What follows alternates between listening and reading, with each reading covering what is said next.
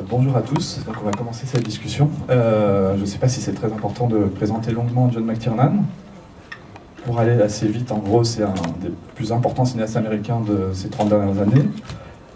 Il a réinventé l'action américaine, l'action moderne dans les années 80 avec un film qui s'appelle Le Piège de cristal, que à mon avis beaucoup de gens ont vu, et qui a malheureusement un peu disparu pendant quelques années. Il n'a pas fait de film depuis une dizaine d'années, 10 ans pile. Et voilà, donc il revient, il a plein de projets, et on a la chance de pouvoir discuter avec lui. Donc on va lancer tout de suite la discussion. Alors je sais pas, je pense que...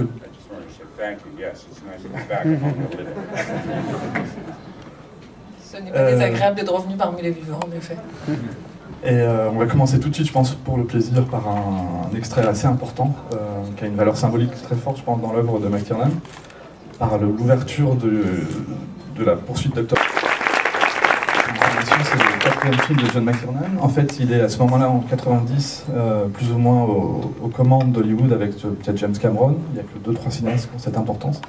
Il vient de faire Piège de cristal, donc il l'a porté au sommet d'Hollywood. Et je pense que c'est un bon extrait pour débuter, parce que c'est en fait un moment très particulier, je pense, dans votre œuvre, parce que c'est avec Frank Mancuso, et dans votre rapport avec les producteurs du film, en fait. Cette ouverture, en fait, a coûté une fortune. Et je sais que c'est lié, en fait, à la confiance que vous aviez avec Frank Mancuso. Je pense que c'est très important, parce que, en fait, l'œuvre de McTiernan est une sorte de... Il y a des très hauts et des très bas, en fait, dans ses rapports avec les producteurs avec qui il a travaillé. Et là, on est vraiment à un moment un peu béni de son œuvre.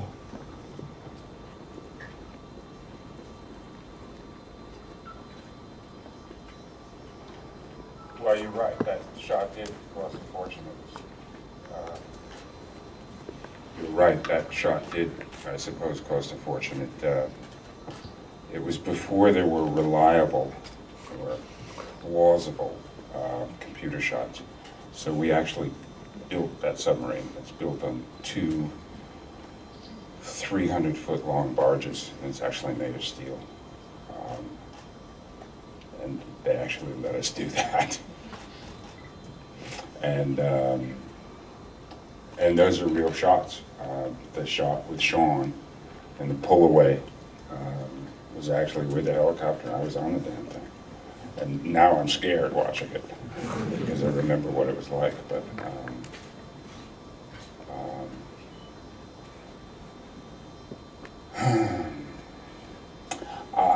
I guess you mentioned Frank Mancuso, and yes, he listened when I said you have to believe that the submarine is real, or you don't believe anything in the story. And even if it's only a few shots at the beginning, you have to do it, or else the story is about nothing. And he listened and let us spend, I don't know, probably $500,000 for that. Oui, vous avez raison, ça a dû coûter une fortune dans la mesure où, à l'époque où j'ai tourné ce film, et donc cette séquence, il n'y avait pas encore d'image créée, d'image virtuelle qui soit suffisamment plausible ou suffisamment fiable pour qu'on puisse vraiment construire un film dessus. Et c'est ce dont il s'agissait ici. Pour moi, le film ne pouvait tenir, ne pouvait être pris au sérieux que si on croyait à l'existence de ce sous-marin. Et j'ai pu à l'époque convaincre Frank Mancuso, que vous faites bien d'évoquer, mon producteur, en disant il faut que ce sous-marin existe. Et pour qu'il existe, il a fallu qu'il fabrique cette espèce de monstre d'acier et qu'on tourne réellement le plan que vous voyez avec Sean Connery dans cet arrière-plan. Et moi-même, maintenant, j'en ai des frissons quand je repense à ce tournage où j'étais dans l'hélicoptère et ça a été un plan tourné depuis un hélicoptère et qui a coûté $1 demi-million. Et à l'époque, ils ont cru effectivement à la nécessité de faire ce décor pour la crédibilité du film. Et il y a quelque chose d'intéressant, c'est qu'en fait, on voit que ça se joue en quelques plans, il y a très peu de dialogue. Il y a une montée en chantilly épique très importante dans la scène. Et je sais que vous aviez dit qu'il y a 2 traditions narratives au cinéma, notamment une qui est une tradition narrative liée à la littérature. Et vous citiez en exemple La Flûte enchantée de Bergman, qui a une tradition très classique, en fait, avec un défilé d'images, comme si des pages se tournaient, en fait, comme un défilé de pages. Et avec cette scène, en fait, on a vraiment ce sentiment, c'est une pure leçon de mise en scène en quelques plans, ça tient sur un mouvement de caméra et un enchaînement de plans. Je ne sais pas si pour vous c'est une manière aussi de contrer cette idée de cette tradition littéraire, en fait, qui ne semble pas être votre manière de faire.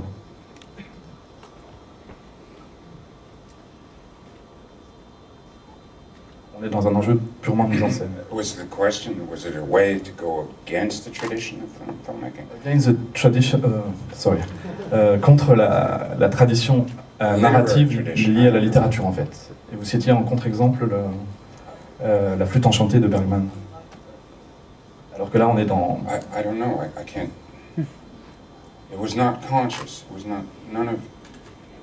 I would love to say that I planned every I planned every shot in that order, and that it would say so little, that it mainly be the pun of, the first officer says it's time, Captain, and he says yes, it's past time, whatever the English was. I wanted that, I wanted the double entendre in that, and I wanted the rest of it to be simple and dignified. But I didn't think that I was,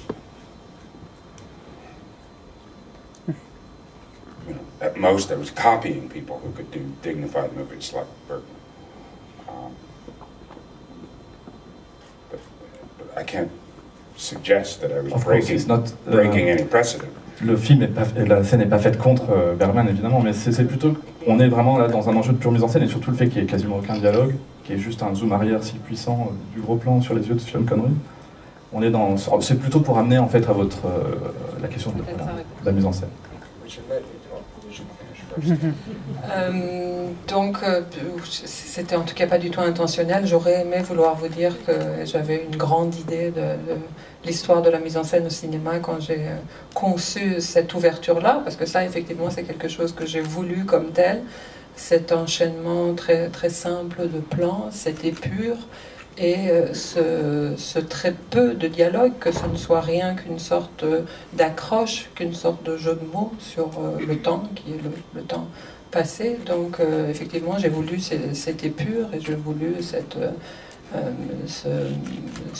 force de cinéma-là, mais de là à vous dire que j'avais une intention envers quelqu'un comme Bergman, au mieux ce que je pouvais faire, c'était essayer vaguement de copier Bergman. Yeah, actually, the English is, he says, yes, time indeed, which is the English version of putting emphasis on it. Donc voilà, le jeu de mots, c'était time indeed, pour souligner. Ok, donc c'était vraiment juste en fait aussi, parce que c'est une des plus belles scènes du film. Tout le reste du film se passe sous l'eau. C'est un film très abstrait en fait, avec que des dialogues justement pour le coup. Et on va passer tout de suite à l'extrait suivant. En fait, c'est un film, c'est Predator. Là, pour le coup, c'est son premier film hollywoodien après une petite série B qu'il a faite en 85. Predator, c'est le premier film hollywoodien donc, de John McTiernan. Et on va passer l'extrait. Donc, il y a toute une dernière partie qui est un affrontement entre le personnage d'Arnold Schwarzenegger, qui est un Marines débarqué dans la jungle, et qui apprend en fait à comprendre, enfin, qui met en place une stratégie pour lutter contre le Predator. On va tout de suite passer à cette scène. Là, c'est le deuxième film donc, de McTiernan, et ce qui est intéressant, c'est que là, on est dans un genre assez identifié à l'époque. C'est les films de guerre qui revisitent le Vietnam. On est pendant les années Reagan. C'est une sorte de période de restauration idéologique. On fait beaucoup de films, notamment l'archétype, ce serait Rambo 2, par exemple, qui sont des films de jungle.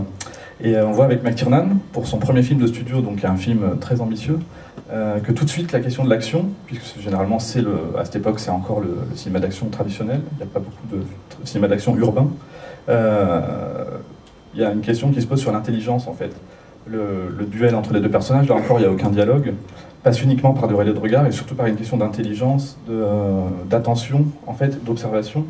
Ce qui fait qu'on est tout de suite dans un cinéma qui pense, le cinéma d'action, ça revient plus tôt et on le retrouve dans beaucoup de films. C'est des corps, notamment le corps de Schwarzenegger, qui est un corps exemplaire des années 80, mais c'est avant tout des têtes pensantes. Et on a ce sentiment tout de suite, dès son premier film, que la question de l'action est une question avant tout d'intelligence, d'observation et de stratégie. C'est des relais de regard ou des choses comme ça. this was an odd little part because we had trouble in the middle of the movie when the monster arrived, and the original monster was terrible, so we had to shut down. And in the meantime, I got them to convince them to leave a resort on Puerto Vallarta and go to where there was really jungle on the southeastern side of Mexico. And we got the monster and started working there. And it was sort of undefined how long Arnold would stay. Donc, en fait, oui, c'est un morceau assez bizarre, celui que vous avez choisi ici, parce que à la moitié du tournage, en fait, on a eu un problème avec l'apparition du monstre, et donc on a arrêté cette démarche-là, et donc je leur ai demandé qu'on se déplace, qu'on choisisse un endroit vers Puerto Vallarta au Mexique et qu'on aille vraiment dans la jungle. Et c'est à ce moment-là que s'est posée la question de son apparition à l'image, mais aussi de la durée de cette apparition. And I'm not exactly sure how it came about, but Arnold announced that he would work one more day and then he had to go home. And we had, I don't know, 10, 15 pages of script, a whole bunch of stuff about going to the monster spaceship and other things that I confess I wasn't enthusiastic about. And I was quite happy that they suddenly had a problem, because I said, all right, I'll make up something. And I wrote this from here to the end of the movie overnight, just about, and shot it the next night. Normally I budgeted 45 minutes to an hour per shot. In a 12-hour day, I'll do 12 or 14 shots. This was a long day, but not that long. It was maybe 18 hours. And we did, I think it was 38 or 39 setups. So we were clicking one every half hour. And all of this sequence came out of that. Go ahead and talk. Et en fait, il y avait des trucs assez farfelus qu'on devait faire, où il devait aller trouver le monstre dans une espèce de vaisseau spatial. Je vous avoue que moi, ça me convainquait pas du tout, cette histoire-là, et j'étais très content qu'ils aient un contretemps, et que je ne sais plus pour quelle raison, Arnold nous dise qu'il ne pouvait rester qu'une journée de tournage de plus. Et donc j'ai dit, bon, bah, puisque c'est comme ça, on ne pourra pas faire malheureusement cette longue séquence, et je vais vous écrire, je vais vous pondre une autre idée. Et je l'ai fait en une nuit. En une nuit, j'ai écrit cette séquence-là et on l'a tournée la nuit suivante, mais dans un rythme absolument effréné, puisque le ratio qu'on avait, c'était à peu près un plan par heure sur les nuits de tournage, alors que là, cette séquence, en fait, il me semble qu'il y avait 18 ou 19 plans, et donc on a très très vite, on ne traînait pas sur chaque plateau, on ne faisait pas plus d'une demi-heure, et en enchaînant, on a réussi à tourner toute la séquence en une nuit. And I didn't know it at the time, but I was actually quite happy to write the ending. I just thought it was, you know, somehow we've got to get out of this trouble, and I got to pull a rabbit out of the hat. But actually, since then, I've realized that that this is a part with the other two pieces you're going to show tonight, and they do actually have some thematic unity. And it's basically, it's movie stuff that isn't based on dialogue, and that's always felt like actual movies to me. Donc sur le coup, j'ai eu l'impression que c'était une sorte d'échappatoire, que c'était bon, la solution que j'avais trouvée pour m'en sortir, mais a posteriori, je me rends compte que finalement, il y a une vraie cohérence cinématographique avec les autres choses qu'on va voir ce soir, et qu'il y a vraiment, ça tient, que ce n'est pas par hasard finalement si je m'en suis sortie par cette proposition-là, parce que ça tient vraiment à ce que moi je perçois comme le sens du cinéma, ou du cinéma auquel je tiens, où c'est un cinéma où les mots ont peu de choses à dire. The actual end of it, where the monster sets off a bomb and Arnold runs, I had actually had as a dream when I was in grad school. And I, you know, sort of like Coleridge, although I wasn't doing dope, but I just woke up in the middle of the night and wrote this whole thing out. And it was, and I tried to convince the guys at AFI to let me do it as my ending film. They didn't like it, but so I stole it for here, and it was the first test explosion of the atom bomb was called the Trinity. I think the Trinity explosion, and they put it up on a tower in White Sands, New Mexico, and it was all these 1940s scientists.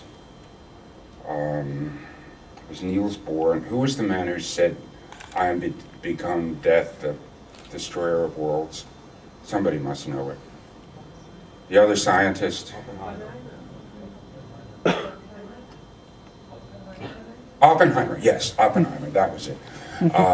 Anyway, I had this thing, I remember that they put it up, we put it up on the tower, and I was just a kid in the group. I was the youngest scientist, and half the time they made me go get coffee. But they put it up on the tower, and we went back to the bunker 5 miles away, and they did the countdown and the whole thing and hit the electrical switches, and it didn't go off. And they thought about it for a while and said, well, we can't leave it out there. So they went and they got it in, and they brought it down from the tower, and they took it back to the concrete bunker, concrete block buildings that we worked in. And one of the older guys, we were all gathered in the room, and one of the older guys started to take it apart. And he takes the screwdrivers and this and that, and he's got a pipe. And he's in real deep inside it. And something goes click. And he goes, oh dear. And he came out sort of like this, and sat back very slowly. And the looks went between the older men in the room. And they kind of, one of them drifted to a window. And they all each had strange but completely preparing for death. They all did it in their own way. And I kept looking at their faces and saying, whoa, what happened? What's going on? Whoa. And I finally catch on, and I start for the door. And it's just as I get to the door, Oppenheimer says, John. And I turn and say, yeah, what? He says, you all run real good now. Go ahead, Tom. Et en fait, cette fin telle qu'on la voit dans le film, c'est une fin que j'ai rêvée. C'est quelque chose que j'ai rêvé quand j'étais étudiant en cinéma. Et c'est un truc qui ne me lâchait pas, à tel point que j'ai essayé de convaincre mes responsables qui me laissent tourner. Et bon, sur le coup, ils ont pas voulu. Mais je l'ai gardé, je l'ai volé pour ce film-là, pour Predator. En fait, c'était la première explosion test pour la bombe atomique qu'on avait montée sur une tour. Il y avait comme ça cet ensemble dans un bunker, un ensemble de scientifiques des années 40 avec tout l'attirail de l'époque. Moi, j'étais le petit jeune de l'équipe à qui on ne faisait pas tellement confiance et qu'on envoyait chercher des cafés. Et puis, donc voilà, la bombe était là et tout le monde attendait et ça n'explosait pas. Donc, ils ne savaient pas quoi en faire et ils ont dit bon, qu'est-ce qu'on fait?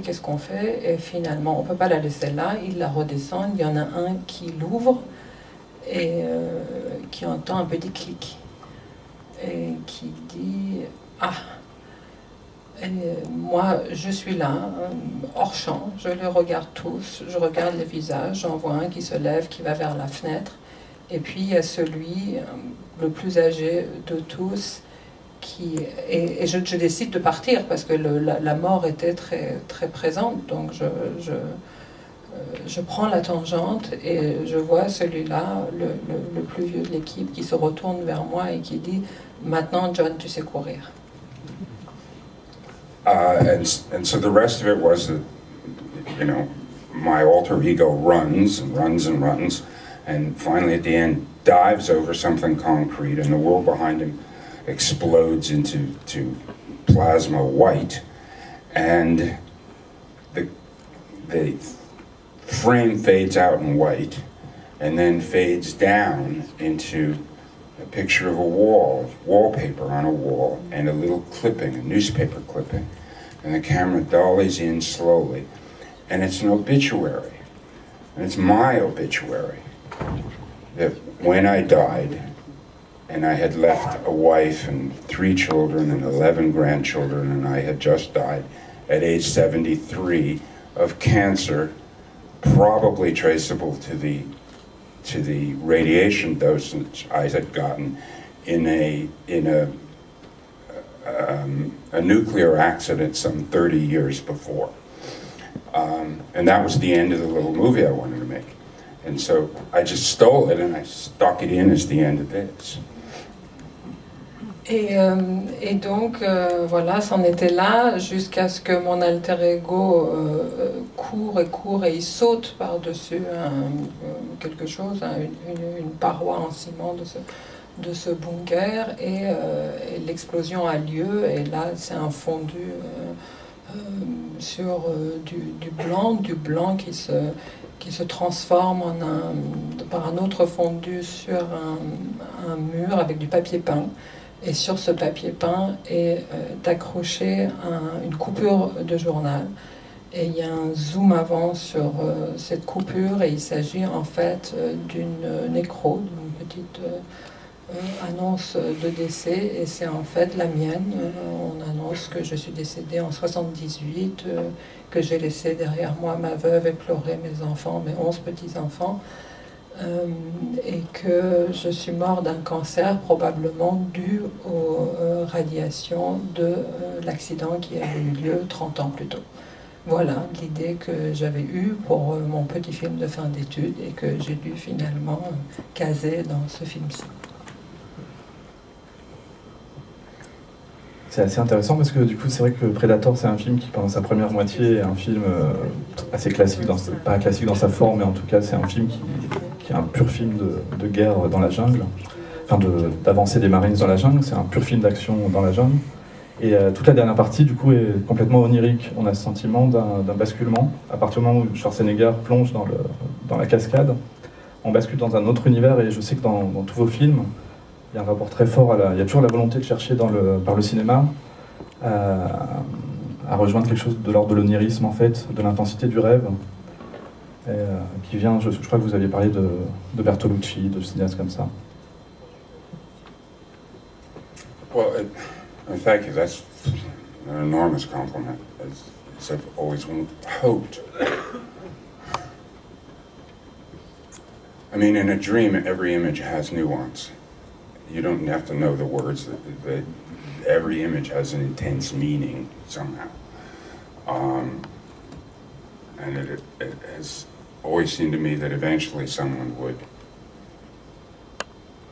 an entirely free visual medium from the page, from the written word, and that, I mean, we don't ask what the script is for Beethoven. You just listen to it and experience it. I hope eventually movies will get to be more like that.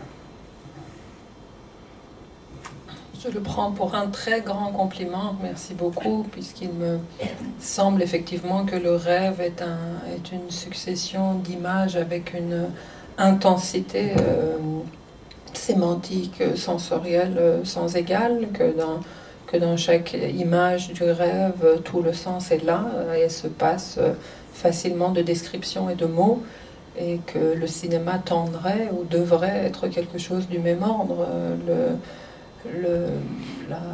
L'expérience de sens et que nous procure la musique de Beethoven n'appelle pas un scénario, une partition. On ne se demande pas ce qui est écrit derrière, on se contente de se laisser emporter par l'écoute que l'on a de cette musique. J'aspire à un cinéma qui arriverait à être aussi libre de l'écrit. Et paradoxalement, ça passe aussi par le fait que, d'une certaine manière, Predator, c'est un premier film de studio, avec des effets spéciaux assez révolutionnaires pour l'époque, notamment les premiers effets numériques. Ça passe aussi par des choses très, très strictes, très scientifiques, et ce qui fait en fait de vous, avec quelques autres cinéastes, un vrai ingénieur, au sens où vous essayez de trouver dans la mise, de trouver une manière d'inventer des caméras, des lentilles, des choses qui amènent à des effets qui permettent de réinventer d'une certaine manière le langage. Peut-être pas encore dans Predator, mais en tout cas, il y a beaucoup de films de McTiernan qui reposent sur des trouvailles ou ce que fait Cameron aussi d'ailleurs, de chercher pendant plusieurs années une lentille ou quelque chose qui rende compte, en fait, là vous citiez un nouveau film que vous préparez, que vous avez mis 3 ans vous avez mis au point pendant 3 ans ces 2 caméras. C'était vrai aussi avec l'idée que vous aviez de faire une caméra en 3D avant même que la 3D soit devenue une banalité à Hollywood, de trouver un moyen de rendre compte, en tout cas, donc voilà, ça passe aussi par un travail très scientifique et très rigoureux, en fait, contrairement à ce que vous pourriez imaginer dans des films plus... L'onirisme, en fait, passe aussi par une dimension scientifique et dans l'ingénierie, en fait.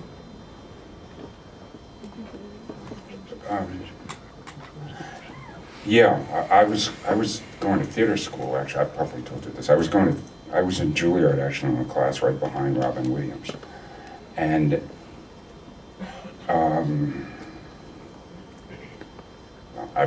this is a dumb joke, but I've used it a couple of times. It's that I discovered I was unfit, that almost everyone in the theater was both gay and had a trust fund. And I had neither, so I realized I was just unfit for it.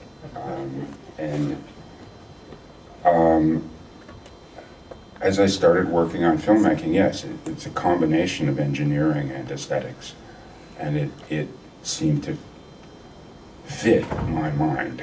It was something I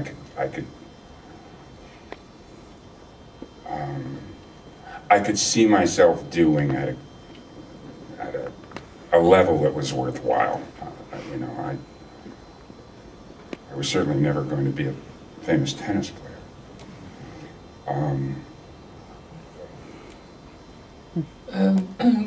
Oui, en effet, j'ai commencé par faire des études de théâtre. J'étais à Juilliard dans l'année juste après Robin Williams, et même si je n'avais aucune des caractéristiques requises apparemment pour être dans ce milieu et pour faire cette carrière-là, peut-être que finalement ce qui m'a fait basculer vers le cinéma, ça a été cette combinaison que vous évoquez. Ce mélange de quelque chose de scientifique, de rigoureux, pour accéder à quelque chose qui soit de l'ordre du rêve ou de l'onirisme. En tout cas, c'est cette dualité-là qui, moi, m'a paru être quelque chose qui valait la peine d'être vécu, d'être expérimenté, d'être tenté. Je n'aurais sans doute pas pu devenir un joueur de tennis. You mentioned the 3D and stuff, and yes, it's something that I've often sort of obsessed on, is that there is a kludge, a technical artifact in the middle of movies, in fact, all photography, that is completely wrong and unrealistic, and yet we all, as a cultural agreement, say nothing about it. I mean, they used to, in the 14th century, there was a cultural agreement that something high in the picture was far away, and something low in the picture was close. And they agreed that was the way reality was, and that pictures that depicted things that way were realistic. And it's true sometimes, but I mean, Giotto came along and made it more specific. All photography is based on a single plane receptor, whether it's film or whether it's digital. It's flat, and our eyes are a sphere behind the lens, which renders all perspective completely differently. Go ahead. You better talk. Et pour ce que vous disiez sur la 3D et tout ça, en fait, je pars du principe que tout art visuel part d'un postulat qui est un postulat fallacieux, mais qui est une espèce de nécessité que nous acceptons tous, ceux qui émettent et qui produisent les images comme ceux qui les reçoivent, dans une sorte de convention culturelle, une espèce de convention tacite d'acceptation de ce mensonge, de cet artifice. De même qu'au XIVe siècle, on acceptait que ceux qui étaient présentés dans la partie haute de l'image représentaient ceux qui étaient éloignés de l'œil du peintre, et ceux qui étaient dans la partie basse c'était ce qui était plus proche de son œil, et le public le voyait, décodait et acceptait cette convention. Aujourd'hui aussi, nous savons que le support, que ce soit la pellicule ou le support du film, ou que ce soit le papier pour la photo, est un support plat, unidimensionnel, alors que notre œil est sphérique derrière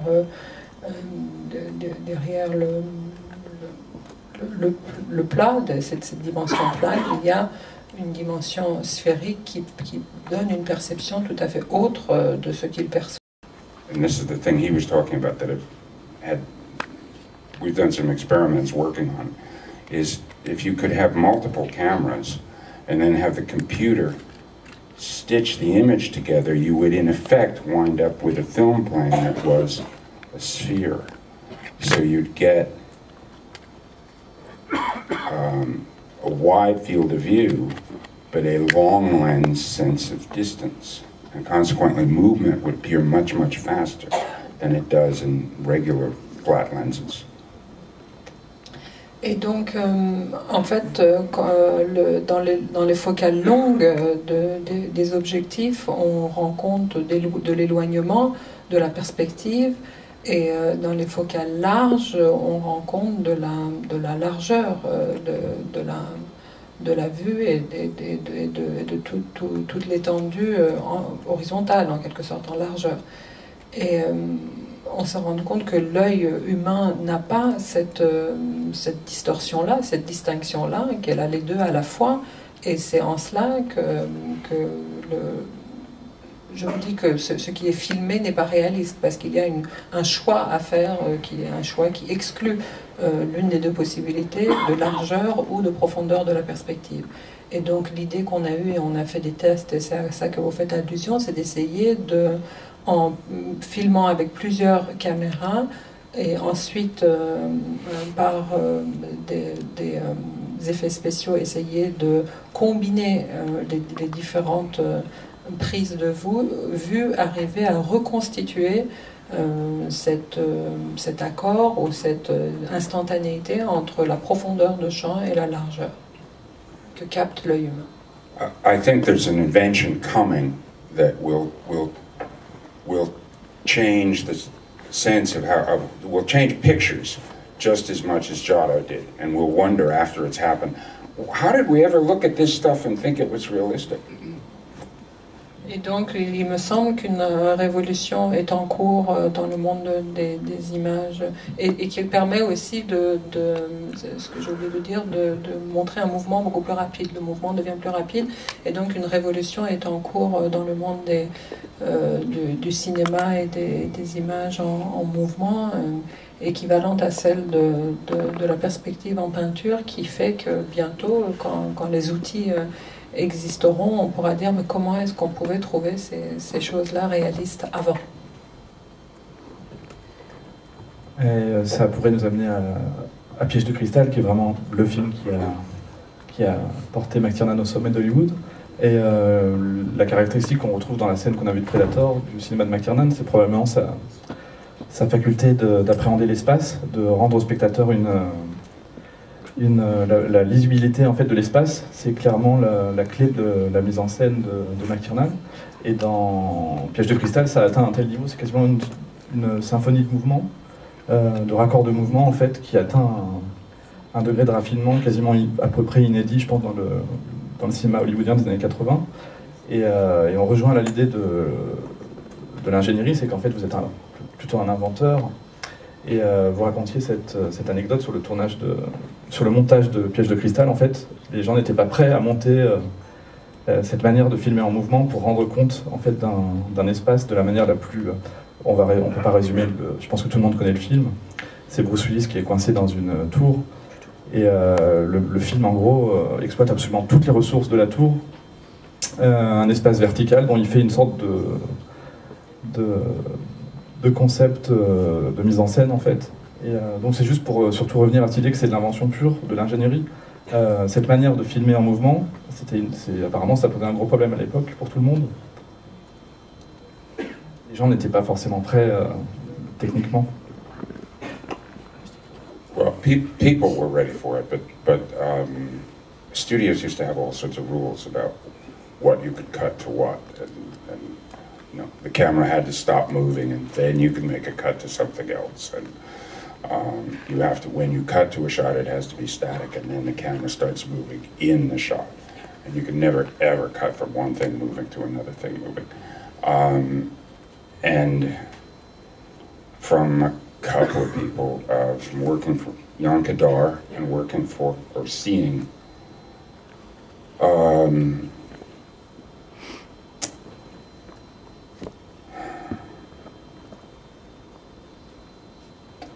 what's the one about the opera singer that Jill Clayburgh was in? French. Hmm? I don't know. Oh, I'm spacing, I'm sorry. And Fellini began to cut movement to movement, and then finally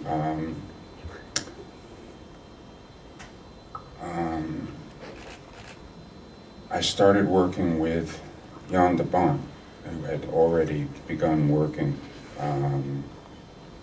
did a film in Holland where they were cutting. And I just got the chance to just push it. And I was lucky I had an editor who was the son of a musician. So he was willing to tolerate the difficulty of, because it was really, in effect, learning the concept of key in visual material, that you can cut from one moving shot to another moving shot if they're in the same key. And you just have to know what the key is visually. And his name was Frank Uriosti, and he was very tolerant of it and defended me to the studio, so I got to do it. Je pense pas que c'était les gens, c'est-à-dire le public qui n'était pas prêt. Le public était tout à fait prêt. C'est juste Hollywood qui ne voulait pas démordre de ses principes de montage, où il considérait qu'en fait on ne pouvait pas faire de raccord entre un plan en mouvement et un autre plan en mouvement. Il fallait que la caméra s'arrête, que le raccord se fasse sur un plan fixe, pour qu'ensuite le mouvement soit intégré dans le plan suivant. Et cette résistance-là était propre au studio hollywoodien. Moi, je savais que Fellini l'avait fait, qu'il n'y avait pas de raison pour qu'on ne le fasse pas. Et il a fallu que je cherche un monteur qui soit plus ouvert et plus tolérant à cette idée. Et par chance, j'ai trouvé un monteur qui était fils de musicien et qui avait cette approche différente, parce que ce dont il s'agit pour pouvoir raccorder deux plans en mouvement, c'est qu'il y ait une justesse de clé. Donc si on sait quelle est la clé sur laquelle est chacun des plans, on peut le raccorder de façon juste avec un autre plan en mouvement. Et donc lui, ayant cette approche plus souple, a réussi à convaincre les studios de me laisser faire.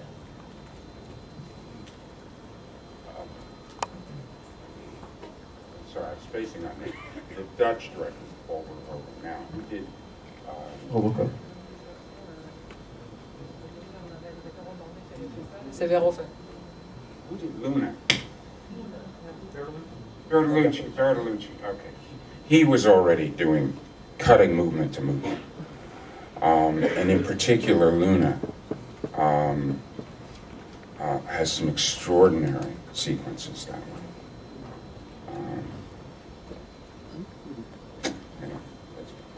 Voilà, Bertolucci est le nom que je cherchais, qui m'échappait, d'un réalisateur qui a fait notamment dans Luna des raccords comme ça, de mouvement sur mouvement, et qui fonctionne parfaitement. Ça permet de rebondir avec cette idée sur Bergman, cette tradition du cinéma et de la littérature qui n'est pas vraiment votre rapport à la mise en scène. Et là, on est vraiment dans le rapport entre cinéma et musique. En fait, le premier Die Hard, c'est une sorte de réinvention musicale autant qu'esthétique du cinéma d'action.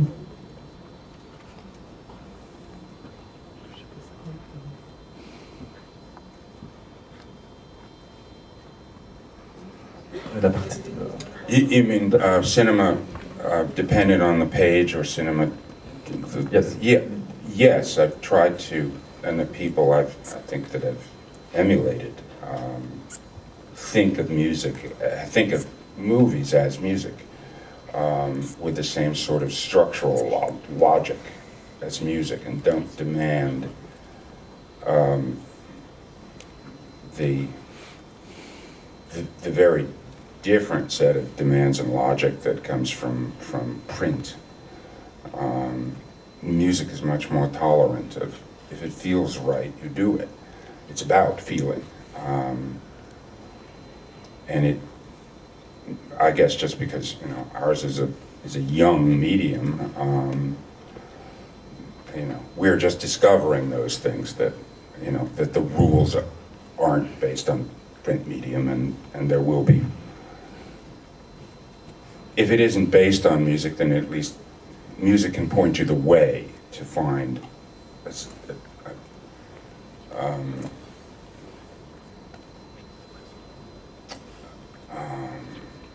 visual language rules. Oui, il me semble en effet qu'il y a comme ça une espèce de courant, une sorte de si ce n'est de tradition, mais de tendance de cinéastes ou de gens qui réfléchissent au cinéma qui le rapprochent dans la musique, dans la mesure où il y a cette idée de justesse, que quand quelque chose sonne juste, quand quelque chose a une logique, a une structure qui est de l'ordre du ressenti, l'intuition de justesse vous permet de faire les choses, même si c'est censé aller à l'encontre d'une logique ou de règles qui, dans le monde du texte, peuvent être beaucoup plus rigides ou peuvent avoir un autre mode de fonctionnement et de raisonnement. Mais je crois que c'est tout simplement dû au fait que notre art est un art jeune et qui se cherche encore, et donc on a besoin de se référer ou de s'appuyer sur la logique d'autres arts pour essayer de comprendre son fonctionnement, et c'est en cela qu'on peut rapprocher cette idée de justesse visuelle à la justesse musicale. Et pour rebondir aussi sur ça, il y a cette idée donc de l'espace, la révolution en fait de Piège de cristal, c'est aussi cette pureté dans la représentation de l'espace, dans l'appréhension de l'espace. Et ce serait intéressant de savoir, pour vous, c'est la clé du cinéma d'action en fait de représenter de synthétiser en fait un espace.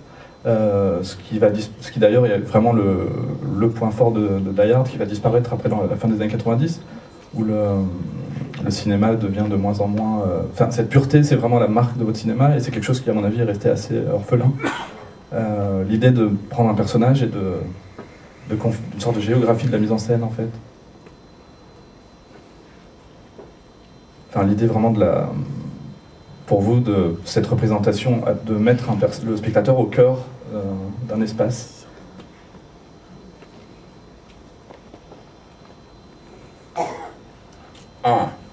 Well, ça vient d'Hitchcock. but that's a function of that particular story, that you're trying to, you know, it's a suspense or action. You're trying to put the audience in the situation of the person, of the hero. So,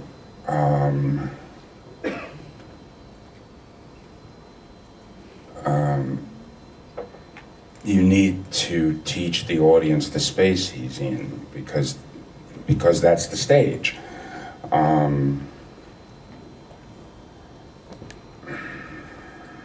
And I admit that it is different than, for instance, the way, you know, filmmakers who work with long lenses, and like Tony Scott, His brother, not so much, but Tony would always work with giant, very long lenses, so that he could pretty much cut anything to anything, and the space was not.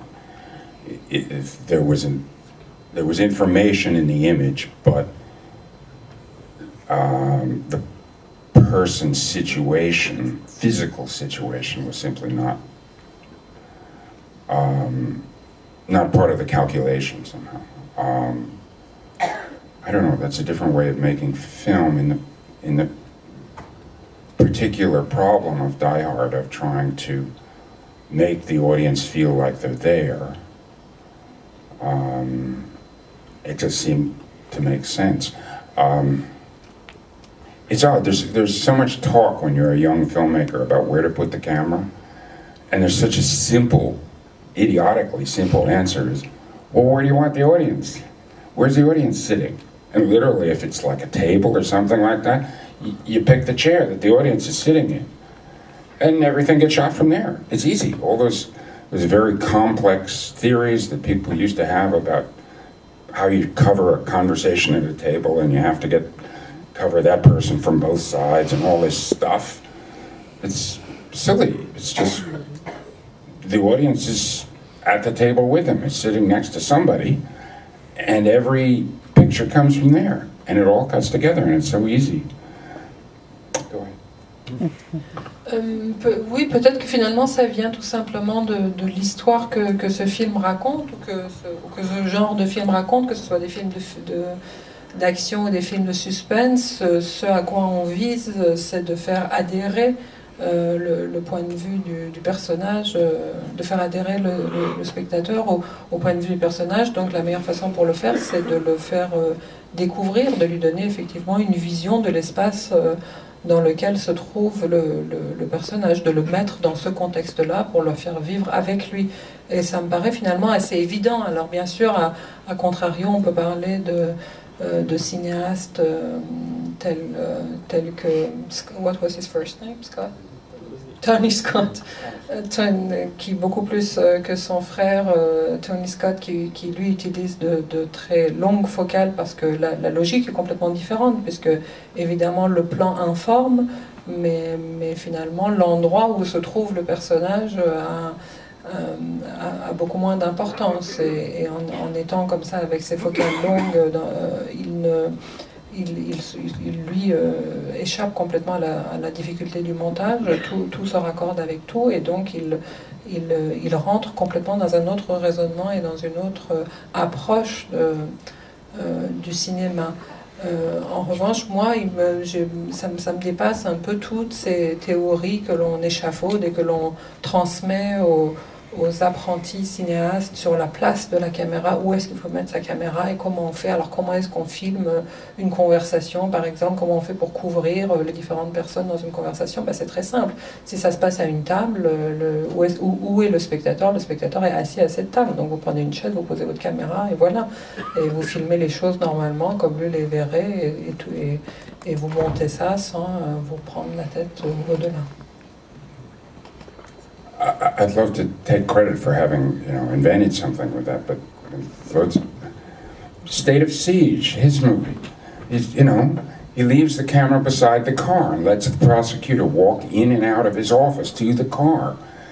It takes the time to let you feel that, and then, it gets filled up with music, but it's real space. The man is real. There's a wonderful...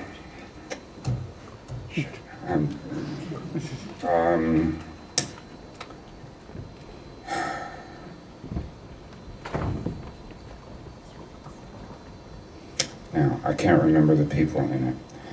Jack Nicholson, Mike Nichols directed it, and Meryl Streep. C'est le quiz là, je veux bien qu'on m'aide. Jack Nicholson, Meryl Streep dans un film de Mike Nichols. And at the end, it's a dinner party, and she goes out to the kitchen to get the dessert, and he starts to say something that is clearly a repeat of what's going to end their marriage. and you know it. And as soon as he's not even on camera, and Nichols just takes the camera to the edge of the kitchen and stops and lets her prepare the dessert while we hear Nicholson saying, and I don't remember the specifics of it, but we hear him saying things that is making her decide the marriage is over. And she's deciding it while she's preparing the dessert. And the fact that there are no cuts and that you simply feel the distance, feel you're in that kitchen with her, completely changes the experience. And you sit with the experience of her saying, a big hunk of my life just ended. And you're sitting there with her, and it's amazingly intense, even though the camera does nothing. It just goes to the edge of the kitchen and stops and just watches her while he talks. I mean, loads of people have done this. J'aurais voulu vous dire que j'invente quelque chose en disant ça et que je dis des choses que personne n'a dites avant moi, mais là c'est absolument banal, le nombre de films dont les titres m'échappent, mais dont je me souviens qui font des choses comme ça, où tout simplement la caméra est où la personne est, donc c'est pas plus compliqué que ça. Je repense à ce film de Mike Nichols avec Jack Nicholson et Meryl Streep, et à la fin du film, ils sont en train de manger ensemble, elle va dans la cuisine pour chercher le dessert, et pendant qu'elle est en train de prendre le dessert, de préparer le dessert, lui est resté dans le salon, il est hors champ, Nicholson, et il dit quelque chose, je ne me souviens plus quoi, mais il dit quelque chose qui mettra fin à leur relation.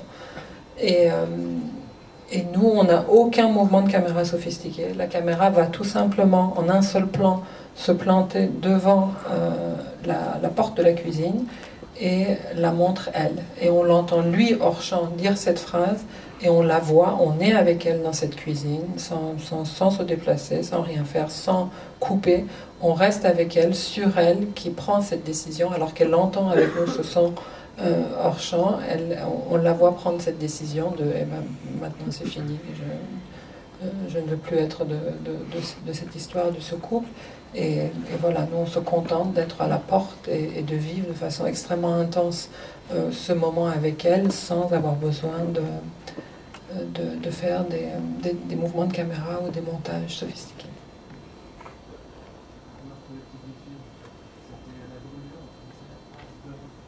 La brûlure.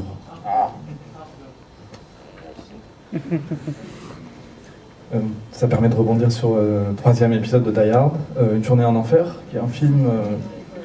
Le deuxième n'a pas été réalisé par John McTiernan, et c'est intéressant. On va voir un extrait, mais d'abord de remettre. Il y a toujours cette logique du premier film d'avoir on va voir cet extrait qui est un extrait, c'est quasiment de l'horlogerie en fait. Mais en même temps, il y a cette volonté dans le film de casser complètement ça, et vous parliez du point zéro cinéma. Et qu'est-ce qui vous a poussé en fait à aller vers... Le film est complètement fou, en fait, casse absolument toutes les règles qui ont été édictées par le premier. Il y a un film beaucoup plus brutal, et d'une certaine manière beaucoup plus réaliste. Et vous avez parlé de cette idée du point zéro cinéma.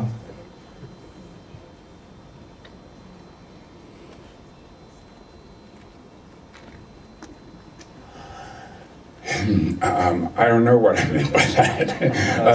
Zero point cinema is plus documentaire en fait, je pense. C'est un rapport beaucoup plus brutal et documentaire à l'action. Je crois que vous bousculiez votre chef opérateur.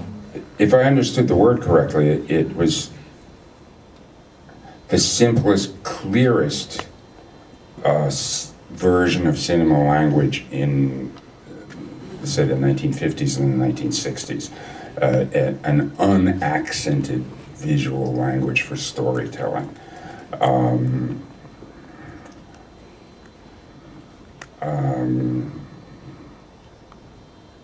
I suppose most of television is done that way. It's dead simple. Early television was done that way.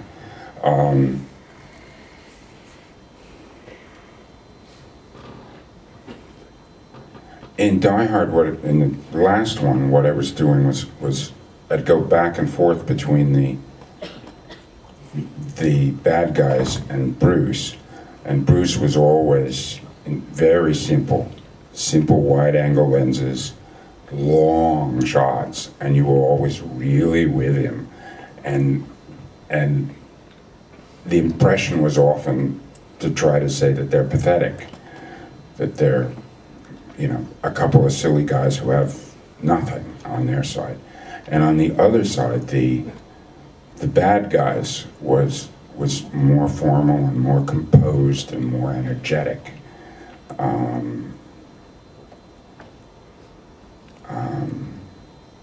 That's what I recall about it anyway. Pour ce dont je me souviens, c'est qu'en fait, je voulais dire que ce soit d'une simplicité extrême, comme cette grammaire extrêmement basique et simple et neutre, finalement, le langage cinématographique le moins stylisé et le plus neutre qui soit, qui était celui du cinéma des années 50, qui était celui des débuts de la télévision. Quand la télévision, au début, les choses étaient filmées de cette façon-là. Je suppose que c'est à ça que je fais allusion. En tout cas, dans le film dont vous parlez, dans Die Hard,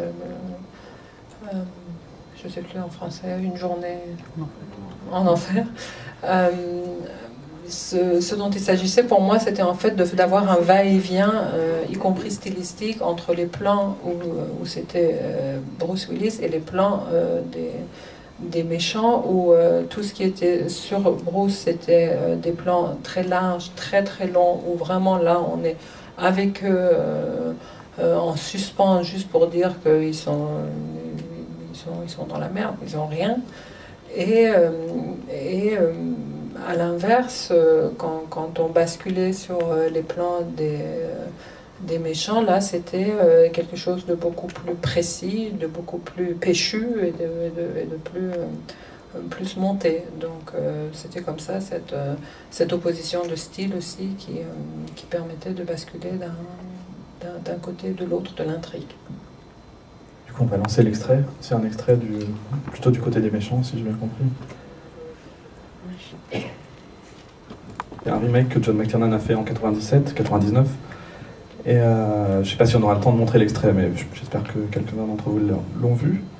Voilà, donc comme vous avez voulu montrer cet extrait, c'est intéressant de savoir pourquoi. On est au cœur de cette opposition entre le chaos de la rue et l'organisation très nette, tranchante et sophistiquée des terroristes. Vous parliez juste avant. Yeah, and also, I mean, it's 5 or 7 minutes or something that has very little or no dialogue, and even seeing it now, it seems to have a fair amount of thrust, of forward momentum, and you're not sure what's happening, but you do have a feeling something is happening, and you want to see what's next. And well, I wanted to put it as part of the because you have a piece from Thomas Crown that's actually kind of similar, and we were sort of tracing through the same sort of sequence over 15 years or so. That was. Oui, et puis à le revoir, je remarque quand c'est une séquence qui fait entre 5 et 7 minutes et il n'y a presque pas de dialogue et il y a cette espèce d'élan comme ça, de mouvement qui vous mène vers l'avant et qui vous fait comprendre que quelque chose va se passer, on ne sait pas bien quoi, mais quelque chose va se passer. Donc cet élan et ce suspense fonctionne, et effectivement Thomas Crown, l'extrait auquel vous faites allusion est de cette même est dans ce même type de séquence en mouvement. John McTiernan veut absolument qu'on montre l'extrait de Thomas Crown, donc c'est plutôt une bonne chose. On va le regarder. Les films de John McTiernan ont été des combats assez difficiles contre les producteurs. Et c'est comme une parenthèse enchantée, et il n'y a pas de hasard, c'est Frank Mancuso qui a produit le film, donc le producteur de Octobre Rouge, qui avait permis de faire ce prologue en fait. Donc voilà, je ne sais pas si ça représente quelque chose d'important pour vous. And this wasn't a struggle with the producer. They had 20 pages of another robbery of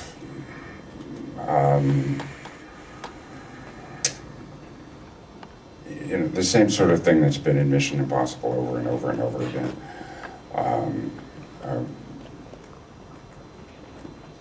Reworkings of Topkapi. And it didn't seem that it had anything to do with the story, because as I had told Frank Mancuso at the beginning, this isn't a caper movie, this is a love story between two people who've given up on love.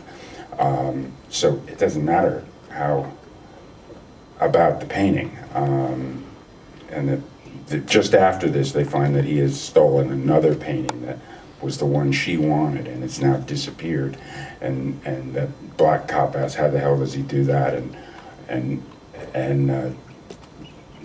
Dennis Leary just shrugs, and that was 20 pages of scientific robbery. The cop shrugs, says, I don't know, and the audience didn't care either. But we had to touch on it and say, okay, we understand we didn't pay any attention to that. But the good thing about Frank Mancuso was that he let me pursue this, because it wasn't in the script. All this stuff of making up the game and building the game out of the bowler hat man and stuff was largely unscripted, and he just sort of let me run with it, and that was wonderful. Oui, là effectivement, le producteur a eu son importance, puisqu'en fait, il y avait 20 pages qui écrivaient de scénarios qui, en fait, racontaient une toute autre casse, et c'était une énième variation sur Topkapi et tous ces films qu'il y a eu sur ce sujet-là, même si moi j'avais insisté sur le fait que ce dont il s'agissait pour moi ici, c'était l'histoire d'amour, finalement, tout ce à quoi tendait cette histoire de vol et de cambriolage. C'était pour dire que finalement il ne volait pas le tableau qu'on attendait qu'il vole, mais qu'il vole le tableau qu'elle voulait, et que c'est juste une sorte d'accroche pour leur histoire d'amour. Donc, c'est finalement l'échange entre les flics à la fin qui répond le mieux qui justifie le mieux la présence de ce choix-là à l'encontre du scénario. C'est quand il dit mais comment il a fait ça, et l'autre il hausse juste les épaules et dit je sais pas, et le spectateur est dans la même situation, je sais pas, on sait pas, cette espèce de faux montage, de cambriolage scientifique, on ne sait pas comment ça marche, mais ça marche, on s'en fiche un peu. Et donc c'est Franck qui a eu cette confiance-là, qui a accepté qu'on tourne sur cette idée-là, qui est toute cette idée de jeu avec les chapeaux melons, qui était très largement déviant par rapport à ce qui était écrit dans le scénario. Of all the pieces I've ever done, I think I'm happiest about that, of anything. It's very joyous, and it's pure energy, and has, no verbal aspect in it at all.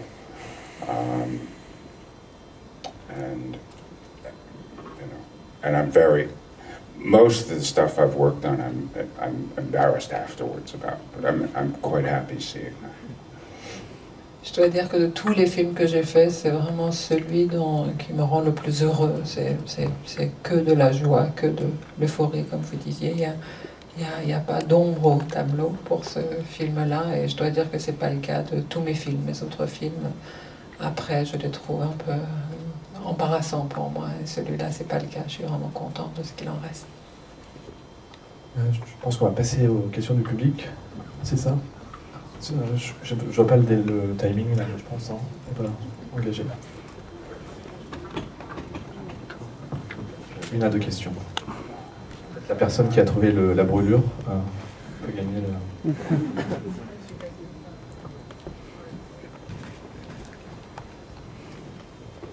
ça vraiment.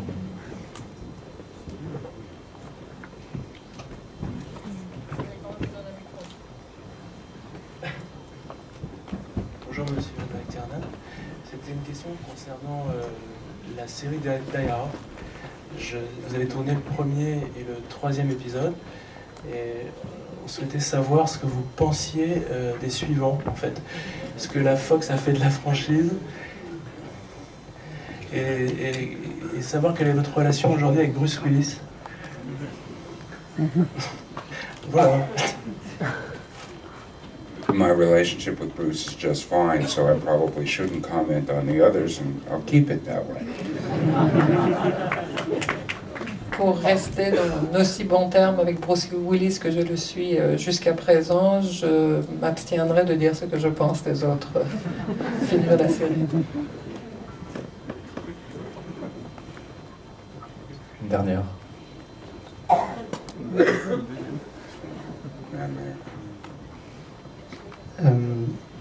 Je suis là. À ma connaissance, vous êtes celui qui a le plus démocratisé la musique classique dans les films d'action. Je voulais savoir comment vous avez fait pour convaincre les studios. Je pense à Die Hard avec la 9e ou Octobre Rouge avec les chants de l'armée russe. I don't know. I guess I was lucky in Die Hard. I wanted to use the chorale from the Ninth Symphony because it's sort of the quintessential Germanic whatever. And only afterwards did I learn that it's actually called the Ode to Joy, which had been my sort of secret theme in doing the piece. I've said it many times. My secret theme was that it was Midsummer Night's Dream, that it was a festival night where all the structure of society gets reversed. And, the princes become asses and the asses become princes and stuff. And that was what it was about. And I was thrilled when I found out that the piece I wanted to use, which was in Clockwork Orange, was sort of why I always remembered it, was actually called the Ode to Joy. But it's a comedy with action in it. But I mean, its architecture is really the architecture of a Shakespearean comedy. And it just, it's filled up with action beats, but the basic architecture, the structure of the piece, was really, as I said, it's a Shakespearean comedy. Il se trouve que la 9e de Beethoven, j'y tenais absolument parce que pour moi c'était la quintessence de la puissance dramatique. Je l'avais choisi pour ça. Et ce n'est qu'à posteriori, une fois que c'était fait, que j'ai su que ce morceau s'appelait L'Ode à la joie. Je ne le savais pas et pourtant c'était vraiment cette joie-là que moi je ressentais. Je l'ai déjà dit, pour moi en fait ce film c'était une variation sur Le songe d'une nuit d'été avec l'inversion des rôles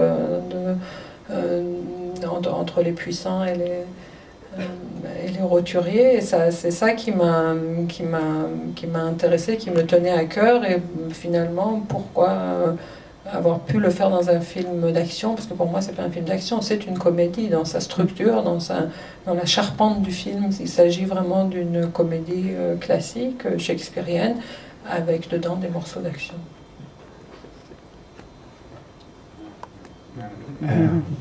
Vraiment la toute dernière.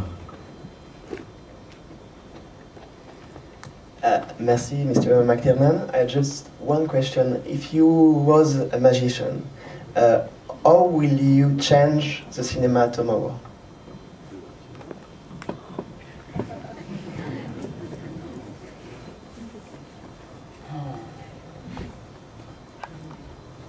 I'm sorry, I can't presume to answer that. That would take such hubris to answer that. I'm trying to work out my own tomorrow. I'm not going to try to dictate someone else's or suggest how someone else's tomorrow should work. Thank you. Donc on va rester là. Permettez-moi de ne pas répondre puisque je ne peux pas faire un si grand écart entre ce qui est mon intention et ma lutte du moment qui est d'arriver à avoir une idée précise de mon propre lendemain. Donc je ne m'occuperai pas de celui d'autres.